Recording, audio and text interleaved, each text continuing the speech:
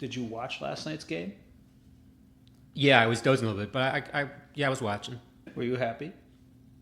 Happy? Yeah, it's the Steelers. I had to laugh that we actually picked off 2 balls. Andrew and I would have a good time with that one since we're still working off of 0, of course. But we had to do that in the preseason. Did you know that a preseason football game gets about as much money wagered on it as a regular season baseball game? Obviously, there's a lot of more baseball games, so take it for what you will. That's why it's king football, right? It's king football, and here's the other fun part about it: the sharps prefer preseason because they feel like there's more edge to be gained. Welcome to S&P's Why Not Us, podcast hosted by 2 guys who've been rooting for the same teams for 50 years. While out in La La Land, the Lakers have been flipped twice in 14 months. I'm Scott Greenhut, and on the other side of the mic, my good friend, Peter Olczyk. Hello. Great to be here. And first of all, let me just say happy 10th episode anniversary. Yes, cheers to us. That's great. Also, a big thank you, of course. You have watched a lot of Jets football over the last couple of months, and probably more Jets football than you ever had. So thank you for doing that as we kind of wrap up that special part of the series today. Yeah, it's been fun. Very nostalgic and very insightful stuff. All right, so let's get to it. In today's episode, we'll make our certainly not guaranteed NFL picks for the season's Final Four and Super Bowl matchup, wrap up our Jets Look Back Summer Series featuring a very special guest, and name 2 more of our most underrated former New York pro athletes. But we begin with baseball and the countdown to the final month of the regular season. And I'll just get us going here. The American League, we have a wild third wild card going on here. Texas is actually in the 3rd spot. Of course, they're 1 game under 500. So could a team under 500 actually end up with that spot? We shall see. Anyway, a few of the teams that's just interesting to talk about for me. Toronto Blue Jays. I talked about last time how they were a savvy trade deadline seller and buyer.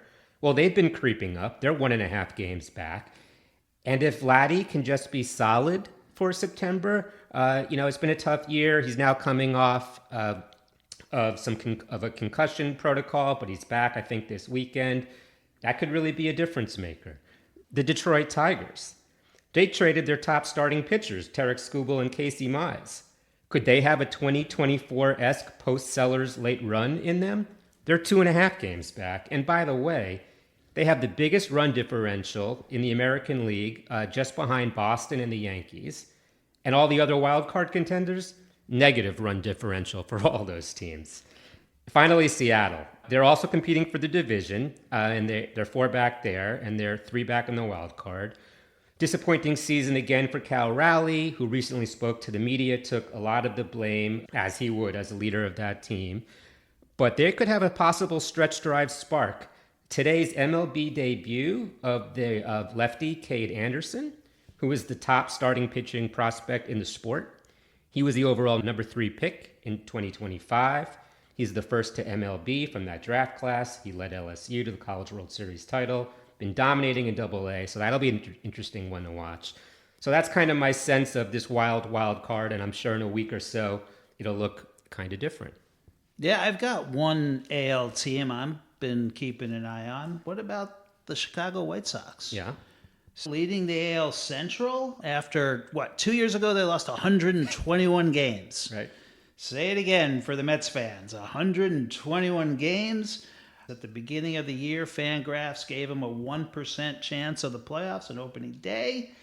What's going on? They have Murakami signed as a free agent in December and putting him in the order with Vargas and Montgomery. So their offense has just been stellar. Those 3 have homered in the same game 5 times this season. Oh, wow. Yep, tying both the MLB record for the trio. They're the 4th youngest roster in baseball. They've had 9 walk-off wins by the end of July, so they're winning the close ones. This is, fairly impressive and inspirational as well for those of us who are suffering through the Metropolitans here. I've been rooting hard for the White Sox all summer. I think they're 5 games over 500 right now and sitting in first. So let's see if they can kind of keep it going and hold off maybe the Cleveland Guardians and also the Tigers, which we just talked about. Yep. The other baseball thing that we talked about maybe a month or so ago, Yordan Alvarez in the Triple Crown. First of all, he's a big front runner, of course, in the MVP race. But on the Triple Crown, number 1 in average right now, 321. 313 is the next competitor. Home runs, number 1, 36. Junior Caminero's got 35. Ben Rice has got 34, so that's really tight. And on the RBIs, he's number 1 with 90. And who's in second place? Old friend Pete Alonso with 85.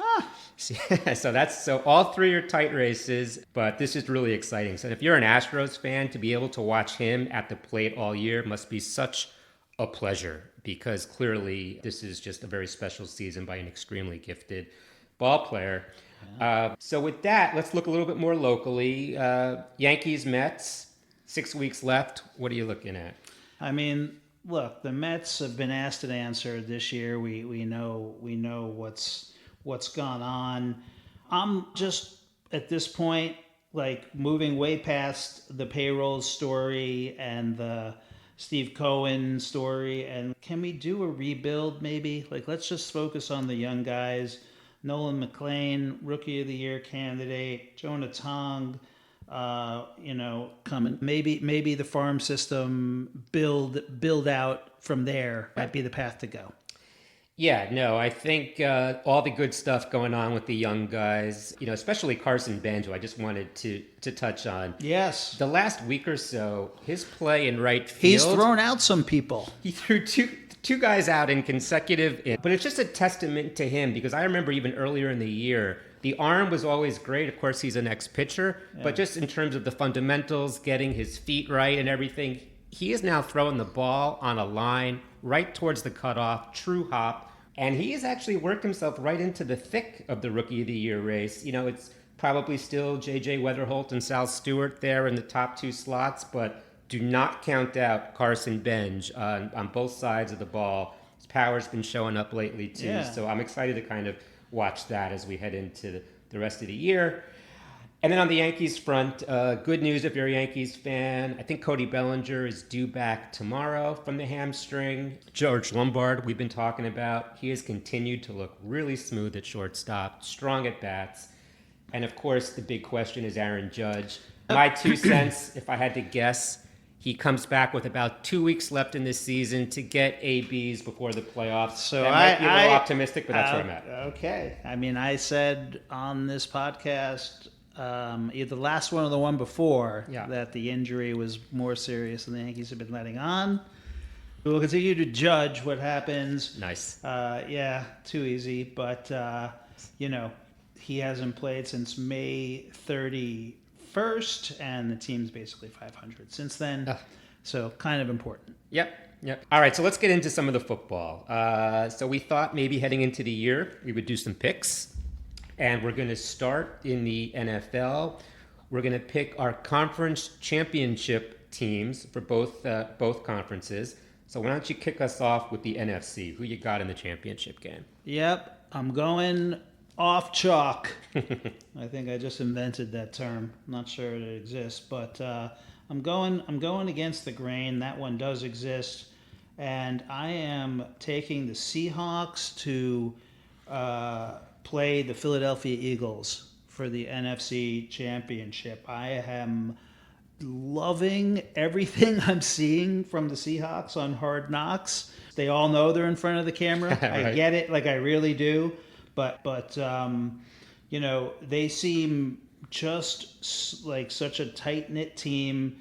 McDonald's pitch is that the attention helps rather than hurts. The knock on them, of course, is that can their defense hold the way it did last year?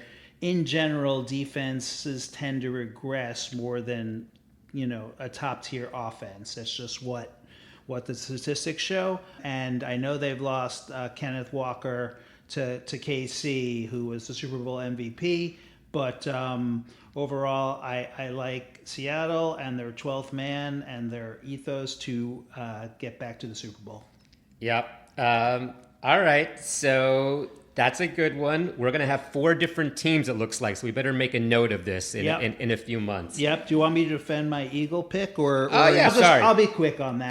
Talk Eagles. Yeah, so they're 2 years removed from a title, back-to-back NFC East crowns, good solid defense last year, and this is my team's division, and I just don't see who would unseat them. I mean, it hurts me to say a little bit, but I don't think the Cowboys are gonna be what some people think they're gonna be. I think the Giants will have an up year, but they're not gonna be ready to win the division just yet. So that leaves the Eagles in a really good spot.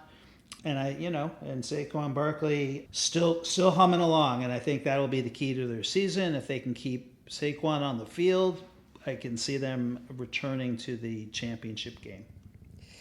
Yep. So my NFC, I'm going to have 2 different teams, and one you just talked about. I think the stars finally align in Dallas this year, actually. Wow.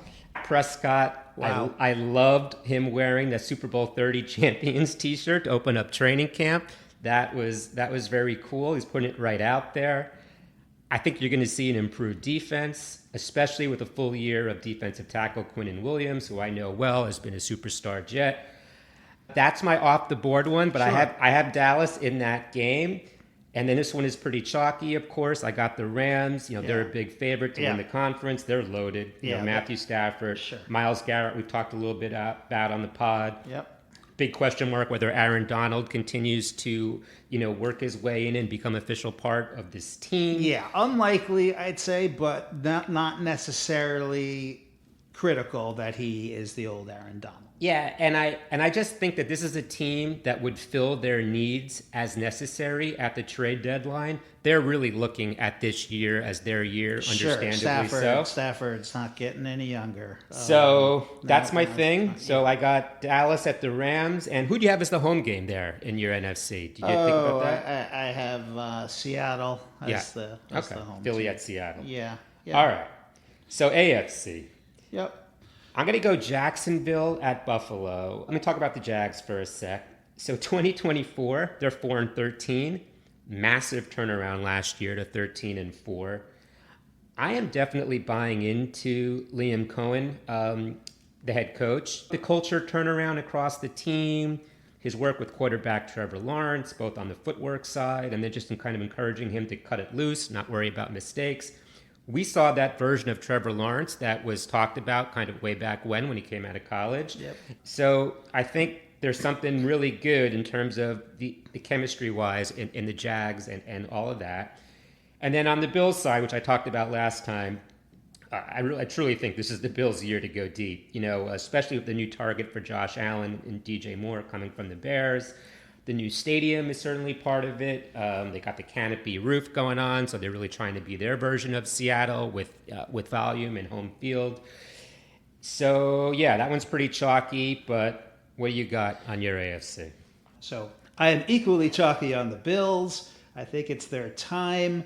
They have been making it pretty far in the playoffs, and then Josh Allen has come up short. But so really, this is going to be, for me, his defining year. Is he going to be Marino or is he going to be Elway? I think he's going to be Elway, and I think he climbs the mountain and makes it to the Super Bowl. So I have the Bengals, where I'm a little less chalky, but I have them, going with a very strong defense that they've spent the offseason rebuilding, giving Joe Burrow a real shot at taking his team all the way up to the championship game. I have the Bengals, and then, yes, at the Bills, and I have the Bills heading to the Super Bowl to play the Seahawks.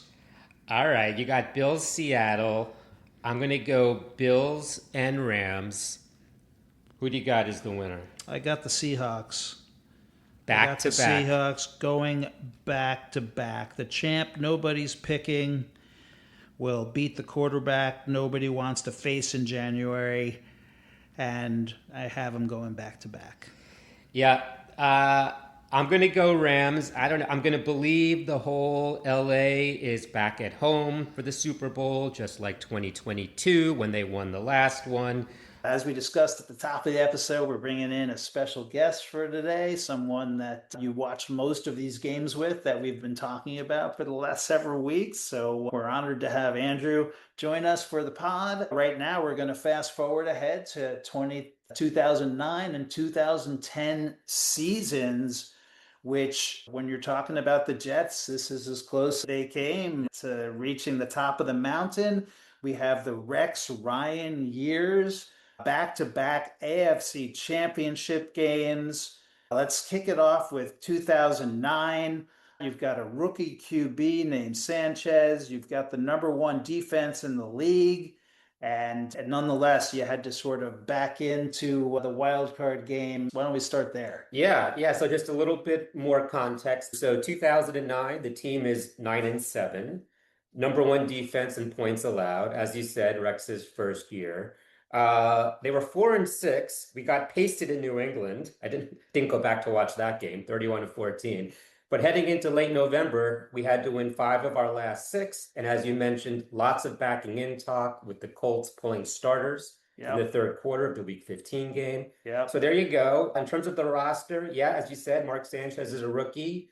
Couple of names, running backs, Thomas Jones, rookie Sean Green, receivers, Jericho Cotchery, Braylon Edwards. He came over in a midseason trade. And then the line. This team was really built on the line, right? Nick Mangold was an AP first that year. DeBrickashaw Ferguson was a Pro Bowler. Damian Woody, such a great career. He's on that team as a tackle. And then, of course, there's a Steeler. So Alan Faneca is actually a Jet here after a long-time Pittsburgh career. And then the defense, Sean Ellis at the end. The linebackers very strong. Bart Scott, David Harris, Calvin Pace. And lastly, Darrelle Revis, third season, first team All-Pro. So here we go. Just quickly, the first game is a wild card at Cincinnati. Pretty solid win, run-heavy game plan with some chunk play-action passing. The finals 24-14.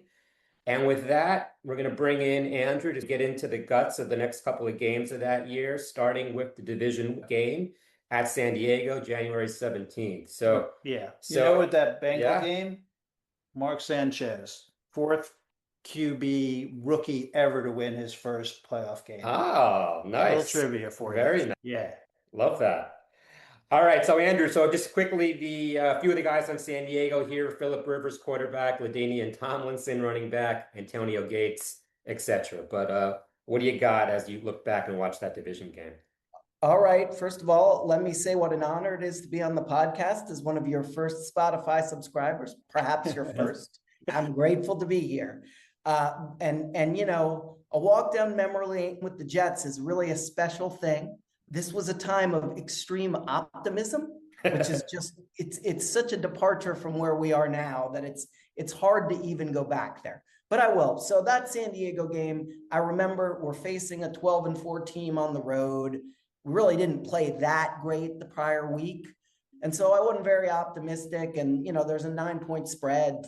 Vegas isn't very optimistic. And the first quarter, it looks like the Chargers are sort of having their way with the Jets. There's a big Antonio Gates reception. There's a opening touchdown on a blown coverage in the first quarter. The Jets then sort of settle down on defense, but, you know, really don't have much going on offense and can't capitalize on their only drive.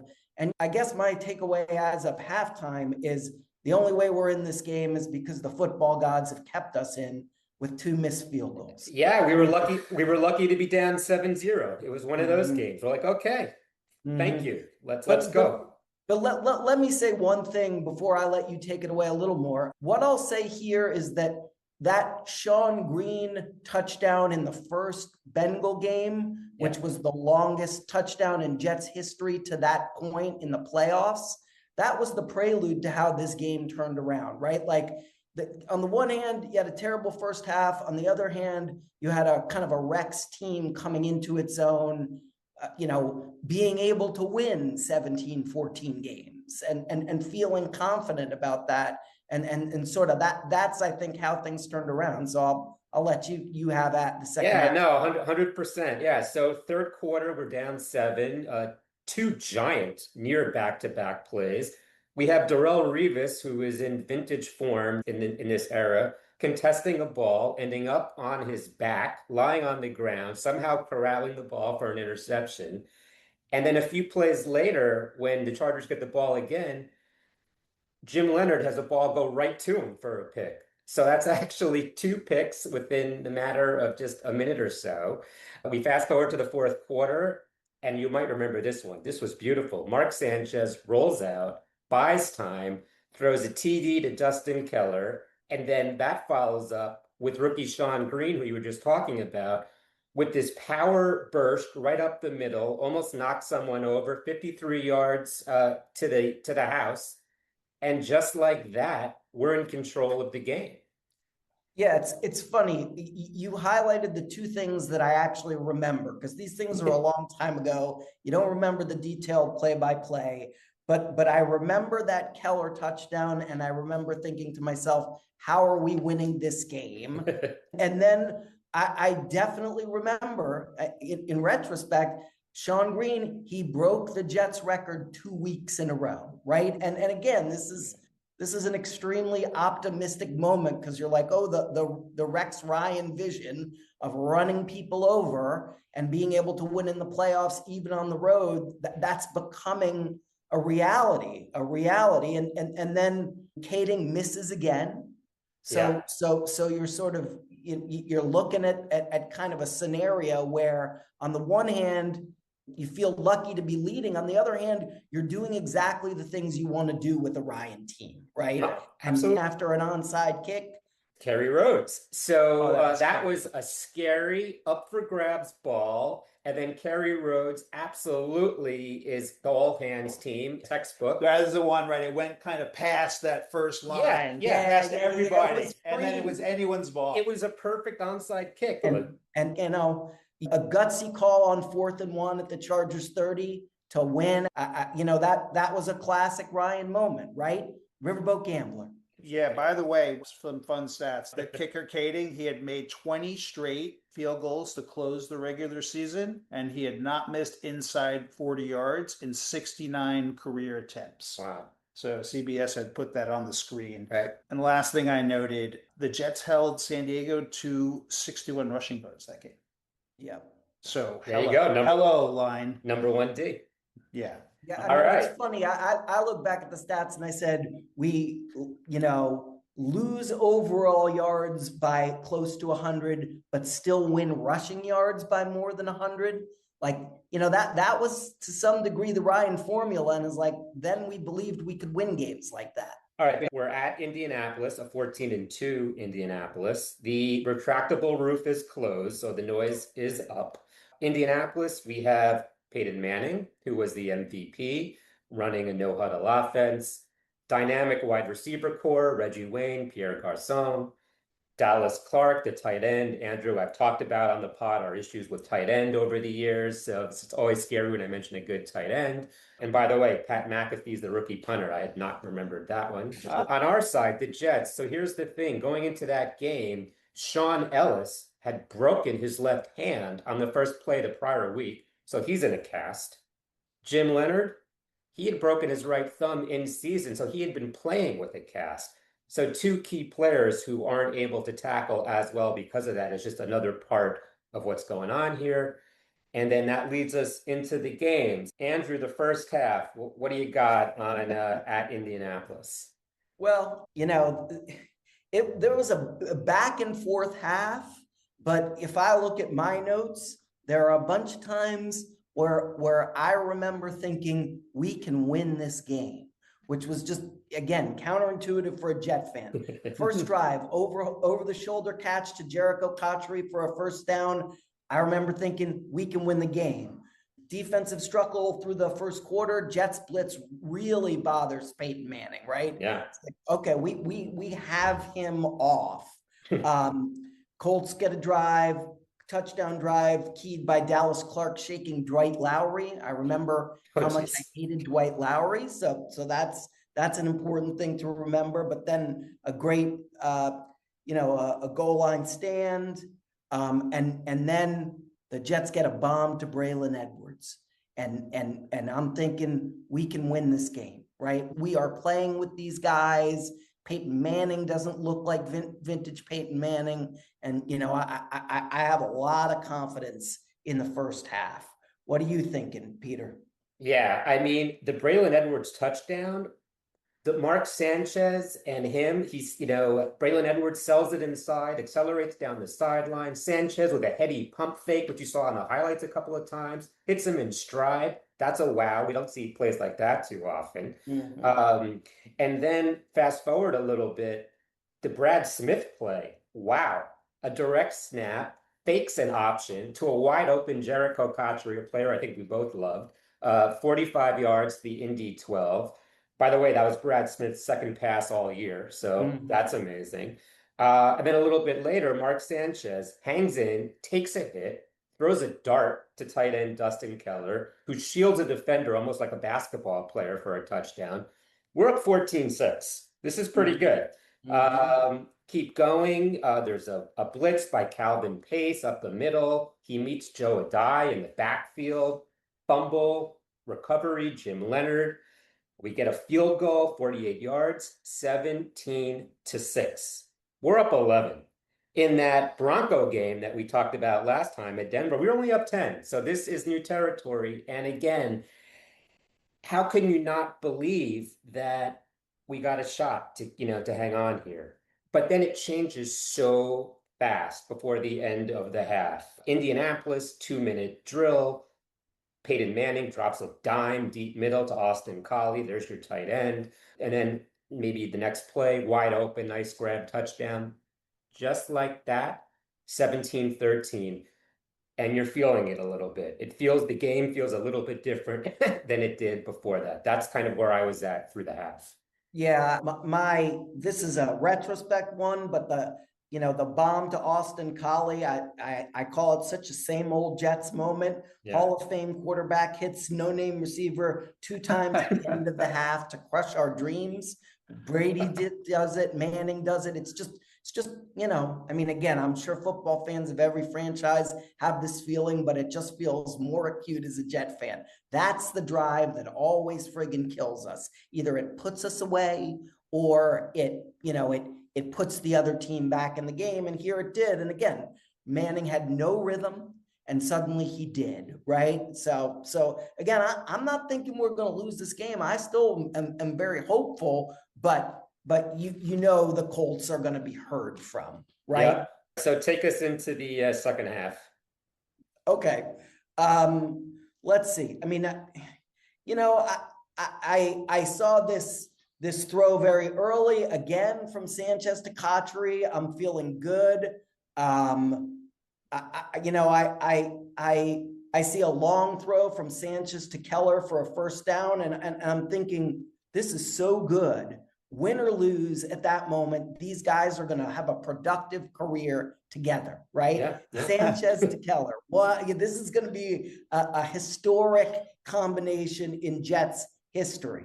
But a drive ends. So we get a little bit of a war of attrition at this point. The Colts have momentum, but we still feels like we're in the game. You want to take it from there? Yeah, sure. So of course, we have a missed field goal, wide right. Bad snap may have thrown off the timing on a 52-yarder. So that's just a little thing. And then we get to Peyton Manning. Pretty 4-yard touchdown pass to Pierre Garçon. Nice sideline toe drag. Just classic. They flipped the game right there. So now Indy's up 20-17. And a little bit later, we see Rex Ryan. I don't know if you saw this one going ballistic on the sideline. Good hit. A clear missed late hit. That would be probably 3 in this game, honestly. There are probably 3. Sanchez gets no respect, right? In today's NFL, it's 15 yards, it's an ejection, and probably a multi-game suspension. That hit was so late, it was insane. So that takes us to the fourth. We see a Jets go 3 and out, but then there is David Harris. A great fumble strip on Reggie Wayne, but the football gods decided that football was going to bounce right back to Reggie Wayne. I felt like a dagger when I rewatched that one. And then shortly thereafter, Peyton Manning, a play action fake, linebacker's bite, easy toss to Dallas Clark, of course, walks in for a touchdown all alone. We're down 10. That's 21 unanswered points. Quick 3 and out. At this point, it's almost like the Denver game where, okay, you started to see the better team take advantage, take control. And then Indy with a clinical, time-consuming drive, a late field goal just to put a stamp on it. Ball game, 30-17. Yeah, I mean, it's tough, right? Because on the one hand, you feel like you were outclassed by a one-loss team, right? On the other hand, you were within one score in the fourth quarter, and you got torched by not Dallas Clark and Reggie Wayne, but Pierre Garcon and Austin Collie. Like, come on, that just doesn't feel right. But I will say, I mean, again, this game, as depressing as it was, and I remember thinking we could have made the Super Bowl. Just as I'm previewing for next year, you're like, okay, Mark Sanchez is a budding star, right? He is a guy who can make plays in big games. And he did. I mean, he really acquitted himself well in that game. And that and the defense, and you think you got something going. Definitely. I'll say two little takeaways before we flip it to the next season. Of course, we never had a chance in this game when you think about it. It was the 11-year anniversary of the AFC Championship game on the road before the Super Bowl in Miami. So, we had no shot. But more seriously, for me, the headline of this game, it was vintage Peyton Manning. Communication, dissecting defense, overall calmness, lethal accuracy. It was the whole thing that we saw, mostly in the second half. Hey, Peter, let me say one thing, though. Go ahead. I mean, come on. It was classic Manning, but the fix was in. Like Scott said, a penalty that should have been called. You know how many penalties the Colts had in that game? One penalty for 5 yards. Oh, come on, brutal. NFL. You're putting your fingers on the scale. Yeah. And Peyton, though, I will say, like, the reason he wasn't able to throw to his top guys is Revis. Oh, yeah. So that was all like him being pretty clever. And we're going to see a little bit more Darrell, I think, in this next section here. Yeah, but so next year, let's go. Let's do it. Let's do it. 9-2 start with this team. So pretty different. They go 11-5. We're in the wild card. Hey, look who are we playing in the wild card. We're at Indianapolis. Quick thing on that game. It was a wild fourth quarter for any Jet fans that want to watch it. The Jets pull it out in the last minute. Walk-off field goal, 32 yards by Nick Folk. And that takes us into the division game. January 16, 2011. We're in New England. All right, Andrew, I'll let you tee it off. What'd you enjoy, or how did you remember watching that Patriot game? I'm not going to soft pedal this. This was my happiest day as a Jet fan. Yeah. I remember the Braylon Edwards doing a flip on the sideline after the game, and I felt like I could do a flip. It would have been dangerous if I'd tried, but I felt like that. I mean, David Harris clobbering Tom Brady. I wish I'd had that on my phone. I mean, I look back at that game and he was seeing ghosts, right? And so again, it was a tough, hard fought game, but my memory very vividly is the Jets really took it to them. Yes. Here's a stat. Football Outsiders later rated that Patriot team as the most efficient offense in franchise history, better than 2007. How about that? Yeah, so along the same lines, listen, this is my favorite playoff win. It's the most satisfying win for me, and boy, did I love rewatching it. Just on the Pats side of things, Brady, Wes Welker, a rookie Rob Gronkowski. I should put that out there. Yeah. Braylon Edwards. Braylon Edwards catches one off of his helmet, so that's before all the Giants do that kind of thing, and then gets a touchdown later in the half. We're up 14-3. Nice. Second half, Jericho Cotchery, who we've been talking about. What a couple of years he's having right here. A 58-yard catch and run. Beautiful. And then Sanchez to Santonio Holmes. Wow. Perfect throw. Sliding touchdown grab. Knees down. Could not have been more perfect. For me, this was also the Sean Ellis game.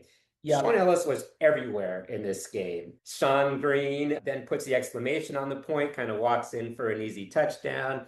So we got this game. And of course, before we get to the championship, you got to go to the post-game interview. ESPN, Sal Palantonio with Bart Scott. Bart Scott's all fired up because we weren't getting any respect going into this game. And at the end, Sal goes, "See you in Pittsburgh." And Bart, of course, can't wait. So that actually takes us to the championship game in Pittsburgh. That game in Pittsburgh, and there were, there was a prior game earlier in the year, Peter, that you may elucidate a little bit, but Yeah. but I mean, this game was the classic tale of two halves, right? You're on the road, and I honestly, when I'm watching it, I remember not knowing what the hell was happening, right? The Jets, who were so productive in the prior week, just got completely shut down. I don't think they had a first down till halfway through the second quarter. Yeah. They just looked completely befuddled. And again, this team that had sort of made its bones running, everything was hit at or behind the line of scrimmage. So it was dreadful. Yeah, so just a little bit of color for this matchup here. Well, first of all, for us as Jets fans, this is a rematch. This is 6 years later after the Pittsburgh game that we had talked about on the pod. Big Ben's a rookie, so for Pittsburgh, it's their fourth championship game in 7 years. Big Ben has laryngitis apparently through Friday of that week, so you just wonder whether that's going to be an impact. Yeah, and you just walk through Manning and Brady, and then you got Bring it. Big Ben as a rookie. You got to be feeling good. Mark Sanchez, who Andrew's been talking about, so he comes into that game actually with a sore shoulder because he was hit in the earlier Pittsburgh game, which was on December 19th, which the Jets actually won, by the way, by 5 points, by James Farrier, of course, an ex-Jet. So Sanchez is maybe not 100% coming into this game. And then the first half was just so tough to watch. Everything kind of went wrong that could have gone wrong. It becomes 24-3. We have 50 yards in the first half. All the way into the end, we actually work a little bit of a 2-minute drill, hit a few plays, kick a field goal. So we get 3 points. And I just have to share a quick story about this game. So I'm in the living room watching this game with my 8-year-old daughter, who is in her Wayne Corbett jersey with me. This is not going well. I think she sort of feels, my aggravation with the game. So it's a little tricky kind of watching it, but it keeps me in control as well. Anyway, fast forward to halftime. My daughter zips out of the living room, goes to her room, shuts the door. I knock, I go in. We end up talking for the next 10 or 15 minutes. She's pretty disconsolate about the whole thing. So I'm really just trying to cheer her up during halftime, which was great because I didn't actually have to watch any of the commentary of the announcers. Yeah. And then I said, hey, you know what? We couldn't have played really much worse. It's got to be a little bit better. Let's see if we can at least give ourselves a chance. And that kind of made us both feel a little bit better, I think, and on to the second half, which was a very different game. So Andrew, the second half, what do you remember when you rewatched some of that stuff? Yeah, I mean, Sean Green comes out and runs a guy over on the first play, and then he gets hurt. So, okay, good. Take the good with the bad. Santonio Holmes gets a deep reception, touchdown. We are in business, right? Yeah. Oh yeah. So then we get a 3-and-out, and then a roughing the kicker. And my notes say, damn. So it doesn't feel like we're surging, but you're still in the game. Steelers are driving halfway through the third quarter, and you get a sweet interception by Brodney Poole. I do not remember Brodney Poole being a member of the Jets, but I was very grateful to him. And then you get a 4th and 1 in Steeler territory with 11:30 to go. Sean Green is back to life, but you get a near interception at the goal line, Steelers making a stand, and then LT is stuffed at 7:44. And again, you're like, this game is over. Then the Jets defense comes on, gets a safety the next play, and candidly, Roethlisberger did a good job of keeping it from being a defensive touchdown. Oh my God, rewatching that play. It's 24-12, and What do we got? This is a game now. This is a game. So Yeah, rewatching that play, so close to actually a score, but the football gods still, it felt like, hey, we can steal this one. And it just kept feeling that way in the second half. We can steal this one. yeah, Fast forward to 6.5 minutes left. We got another 4th and 1 on the Pittsburgh 18. Braylon Edwards with a nice little catch to move the chains. We get to a 2nd and goal, and then this play was beautiful. It's a pick play, Kotchery touchdown. Santonio Holmes starts from the inside, goes outside. Kotchery ends up in the left flat. Great score, 24-19. We're down 5. We got our shot. Pittsburgh gets the ball back. We're under 3 minutes now. We almost had Antonio Brown. I don't know if you saw that one bottled up, but we just missed him. So they kind of keep going with the possession. It goes all the way down to 2:38. Last time out. They go 5 receivers. Big Ben escapes the pocket, finds Antonio Brown, ends up being ball game, victory formation. And I was just watching the last couple of minutes thinking, man, I wanted one more possession. That's all I asked for. I just wanted a chance. It seemed like we really could steal it. It didn't quite happen. And I actually felt pretty good coming out of that game, considering how hard it was to watch the first half of it. Yeah, I mean, the thing I'll say is in retrospect, I remember watching that last rollout play to Antonio Brown for a first down so that they could run out the clock. It was like a backyard football play.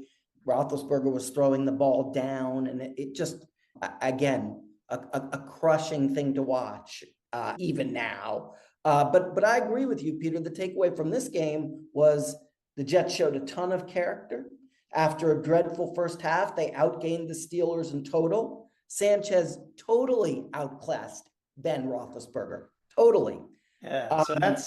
So at this point, these 2 seasons we just went over. Mark Sanchez in the playoffs, 4-2, 9 TDs, beats Brady, Manning, Rivers, and Palmer on the road before turning 25. Are you thinking like it's just a matter of time? Or it ended up a little differently. For me, I can only say that I always just live in the moment, so we had this game, we had our shot, that was great. Who's to say what the next 3 to 5 years might look like, in terms of having a, star quarterback or not. It was just, we got to experience 2 years in a row of being one game away. That's where I'm at with this before we kind of, zoom out a little bit. What about you? I'll say a couple things. The Jets had a long stretch of not being bad, right? There were victories in the Parcells era. There were victories in the Herm Edwards era. They did not seem like the most woe-begotten franchise in sports. So you can't anticipate an odds-defying stretch of futility like they have now, just like you couldn't for the Knicks, right? I mean, again, odds-defying. You flip a coin, they should be making the playoffs. They never did. And so it's, again, I can't beat myself up, but in retrospect, I remember, listening to some talking head interview on ESPN afterwards, and, they named the 5 best franchises, and somebody said, you didn't include the Jets. And they said, oh yeah, we have to include the Jets. So do we kick out 5 best franchises? What's happened since? Well, but being a fan is being a fan. I told Peter I felt a little disengaged. I looked at the preseason stats from last night's game. I'm all in. I love it. I love it. With the salad bowl. I'm looking forward to that. I'm so glad to have brought you back in. To say that, the salad bowl? Yeah, I think so. I think you might be. All right. So just before we put a bow on everything, I did my most underrated Jet last time from when we were growing up. You gave it some thought. Who's your guy? Yeah. So Peter, after watching those games, I was thinking to myself, probably someone like David Harris, but you had said somebody from our childhood, from when we were kids watching the Jets. And and Daryl Ray, I knew was going to be yours, but here's the one that I'll take you back from memory lane. Tight end Mickey Schuler. I looked back at his career, 1978 to 1983. He did very little as a pass catcher his first 6 seasons. So pedestrian that you'd think he was a cut candidate. Starting in 1984 through 1988, he caught 70 or more balls in 4 of the next 5 years. He made 2 Pro Bowls, and he was 1 second-team All-Pro. And he's a great player at the peak of our first generation of serious Jet fandom, remembered by us and probably nobody else. And by us, I mean Jet fans, right? He's a guy who, when he was on your team, you remember him fondly, and he was a great player, and other football fans probably don't even remember who he was. So that's my guy. I make a case for Ken Troy or Jerry Holmes, but Mickey Schuler just stood out, so. I mean, such a star player. And now, as we kind of look forward to 2026, and maybe we're actually going to be tight end heavy with a bunch of talent, which would be great. So it's a great way to kind of just look at it all.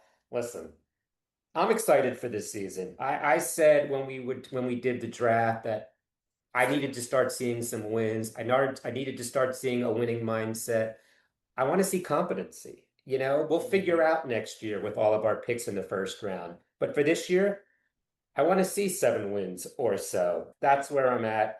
Well, that's 1.5 over the over/under, Peter. Yeah, so I know. Now I'm going to have to do a little bit of thinking about how many teams who had completely unsettled quarterback situations or placeholders won 7 games. It happens, right? Maybe Gino will be the next Fitzmagic.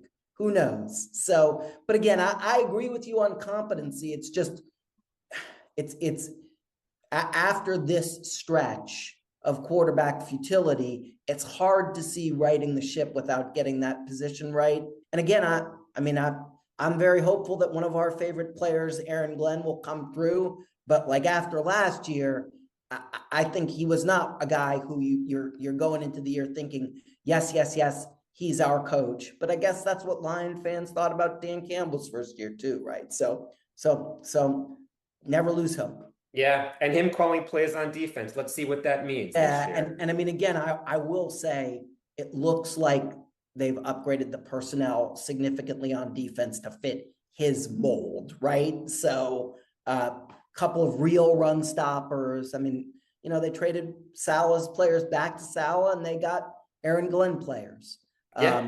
So we'll see how that goes. All right, so we'll leave it there. This was a treat. You guys are the definition of loyal fans. Going blow by blow like this. The empathy is just pouring out of my body. But we have referenced the Knicks a few times, and dare to dream, guys. Dare to dream, because that team looked hopeless as well. And, we're hanging a banner there. So one team at a time. But for me, this was great. Let me say 2 things before we cut off. One, it has been a real honor to be on your 10th anniversary podcast. So thank you again, guys. And also, I'm thinking, Scott, I'm very interested in what your deep dive nostalgia segment is going to be. So I know you guys are probably already thinking about that because the Jets have gotten a lot of airtime. So. Yeah, I have plenty of candidates. So we'll take it into the meeting room, and we'll be coming out with something good. Looking forward to that. All right. Thanks, Andrew. Thank you. All right, so let's get into a little bit of the lightning things. So for this week, we're going to do a bit of a bookend on underrated players. We thought we would do NBA and hockey for our most underrated players through the college years. Yep. Why don't you kick it off, I think, with hockey? Yeah, I'm going to kick it off with hockey. And for once, this one was super simple. I have Ron Greschner of the New York Rangers. 16 seasons, all in New York. 100 Ranger greats ranked him 12th all-time out of 901 players who have worn the jersey. In the 79 Cup run, He, in the playoffs, 18 games, 7 goals, 5 assists, including 3 game winners, the most in the entire playoffs, coming from a defenseman who wasn't necessarily even known for his offense. Famously married to supermodel Carol Alt, Yes. who would sit in the blue seats. And for those who aren't old enough, those were the ones all the way up top. And she would sit and high five all the fans. I'd close on this with Ron Greschner. He's still on the alumni circuit at age 71. And, you know, he's recently been filmed with Dave Maloney talking about what a special thing it was to be part of the Ranger franchise for so long. And his one wish was that they could have closed the deal in 79 when they made the cup and lost to the Canadiens. So 50 years, you know, still an ambassador for the franchise, and his only regret is that he couldn't take him to the title. But Ron Greschner. Oh, I love that. You know, even as an Islander fan, I loved watching him play hockey. You know, there were certain players like that. I think we talked about Willie Randolph recently. Same idea for me with Ron Greschner. Yeah, just clean. Who you got? Yeah, on the hockey, no stats for me on this guy. But of course, so this goes back to my Islander fandom, and we'll get a little bit more into that during this season, hopefully. Yeah. Number 14, Bobby Bourne. I couldn't believe that Bob Bourne actually started playing in 1974 at 20 years old. My memories, you know, really come from 78, 79 on. But I saw an Islanders plaque series recently. Speed, skill, and character they talked about in terms of being teammates with Bobby Bourne. Yeah, and I remember the speed. All those great players. So for me, a 6'3 speedster, special teams ace, power play, penalty kill, both things. Ken Morrow talked about that, you know, of course, from U.S. Miracle on Ice fame, that he was worth the price of admission in talking about Bobby Bourne. But I was always just wowed by his ability to accelerate from his own end and kind of skate through everybody. And here's an example of that. 1983, in the second round of the playoffs, there's this great goal, coast to coast, versus the New York Rangers, which happens to be on one of these lists, number 41 on the top 50 of all-time playoff goals. I am wondering whether this goal rings a bell. Second round, 83 playoffs. No, but certainly that Islander dynasty rings all kinds of bells. PTSD City, to the point where I just crashed into the mic from the trauma. So no, I don't remember that exact goal, but I do remember having my heart ripped out of my chest 4 years in a row. I mean, you know, of all the great guys on those teams, here's one, Bobby Bourne, that is probably on that next tranche. But I was happy to kind of relook and talk about it. He was probably that next tranche, but very, very solid pick. Good pick by you.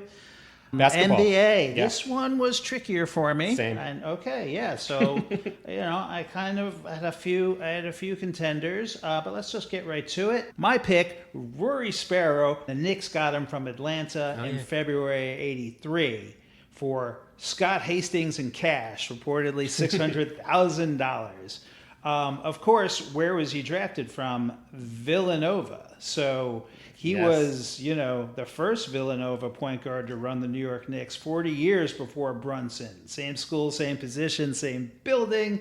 And nobody ever called him a Nova Knick because there wasn't such a thing yet. For the Knicks, really a solid player. 347 games, averaging 10 points, 6.2 assists.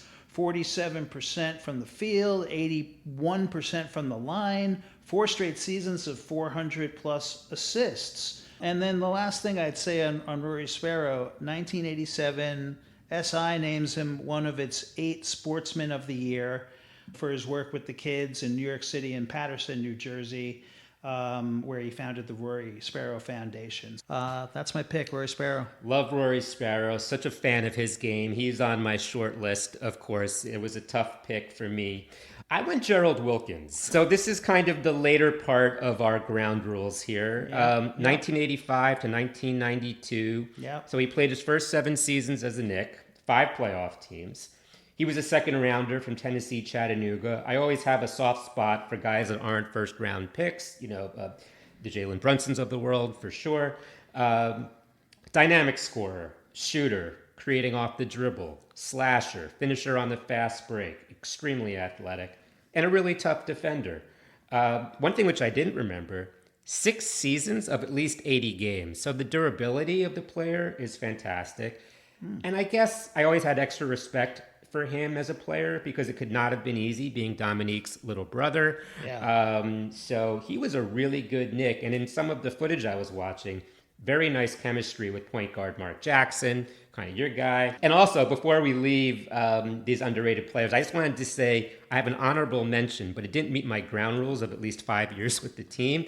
So Darryl Walker, 3 seasons in 83 to 86. Great minds think alike. I mean, I could not believe it was only 3 years. Same. So he would have been my guy. Same. But anyway, we just loved watching him. What a difference maker. The Detroit Pistons series, you can remember the steal almost like it was yesterday. Anyway, I just wanted to put that out So there. that's funny because literally the same process happened with me, and literally the same reason to not pick him was the 3-year tenure, which I also remembered to be longer. But as they say, great fans think alike. Very good. That was cool. Yeah.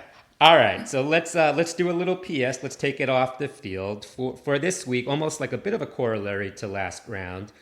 We wanted to see hobbies, activities, games, anything that you've wanted to either learn or improve at. Yep. And I will certainly start. This is a game that I've never learned how to play, and it's been constantly on the list, and it's chess. My desire to learn chess was rekindled after binging through the Queen's Gambit in 2020. And I'm wondering whether maybe you could actually get me going on this game, because I know you've actually worked on your chess. And of course, how can I not be playing chess? One of my favorite expressions is playing chess, not checkers. So, yeah. Yeah, so you want to know mine, first one? Yeah. Chess. Okay. So right here in my notes. I believe it, because you're already a player. Yeah, I'm already a player, but I'm by no means where I want to be. It started really for me during COVID. Chess.com made it easy. You could just go online and you're playing a live game. It's all skill. There is no luck in chess whatsoever. Poker is a very difficult game, one of which you're better at than I am by a mile. But at the end of the day, you still need cards, like when you come down to any given tournament. But chess it's literally you against an opponent with defined set of rules. I have a secret goal of being able to put up a fair fight against my son. Yes. Chess isn't even in one of his, I call it not even like a top 3 passion for him, but it's still a hobby that he does do from time to time, and he's quite an excellent player.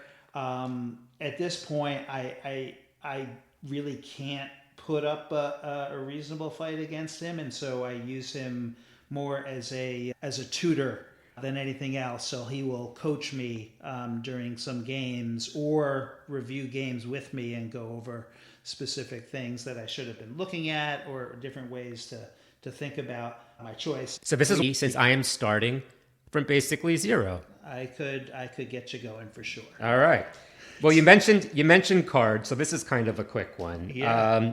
So a card game that I'd say I'm pretty solid at, but by no means an expert, is gin rummy. Not as popular as poker by any stretch. Right. But I would certainly love some pointers or strategic tips, if you will, from competitive players, just to see how the game that I've been playing on and off, for a while, what am I missing? What little tools could I do to kind of take it to another level? To go back in time and join those guys from the Flamingo Kid at that club. Sweet Ginger Brown, because those guys played every day. They did.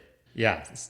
Did you have a second one? I do actually have a second one. Okay. My second one is guitar. I played a lot in high school, and actually, I would say I was arguably good. Yeah. But mostly futzed around in my room. So this is kind of a personal anecdote, which is my dad never criticized me about anything. It wasn't in his DNA. He was just supportive and loving and all that good stuff, maybe to a fault. But guitar was the one exception. He would say, I'm hearing you in there, and you just never finish a song. What is going on with you? And he was right. I would play one complex riff to a rock song that I really like, and then I'd move on to another song and play a complex riff there, and I don't even understand it, but I just wouldn't finish songs. So, fast forward to, again, COVID, I picked up an old acoustic because I hadn't been playing for a while, and now I play all the time. Like, along with chess, it is something that I spend most of my hobby time doing, and the rule that I give myself is that I'm going to finish every song, and that's what I do now. I'm proud to say that I played a gig in front of my daughter's friends up in college, her senior year, 50 people, about the most nervous I've ever been, 7 songs, solo, me and the acoustic. So I guess, for just to put a bow on the theme here, today's whole episode, I would say, was about not finishing, the Jets coming so close on the road and getting to the championship game, Ron Greschner giving 16 years and not winning a thing, Rory Sparrow making it to the cover of SI but getting traded before the Knicks got good. So, for now, my lesson, and that I take with me, is just finish the damn song, and that's what I do. So my God, that is perfect and really nice to hear. Looking back from sort of your early guitar days all the way to going back up to playing recently, which I know you were really excited about. I was excited for you for that. So just incredible. Great way to end. And with that, that's it for today. Thank you for listening. Until the next time, I'm Peter Olczyk. And I'm Scott Greenhut. Make sure to subscribe to S&P's Why Not Us on your favorite podcast player. And feel free to send in your comments and suggestions on our website, whynotuspod.com. We'll be back in 2 weeks to do it all over again. But until next time, Peter and I are going to put this episode in the books.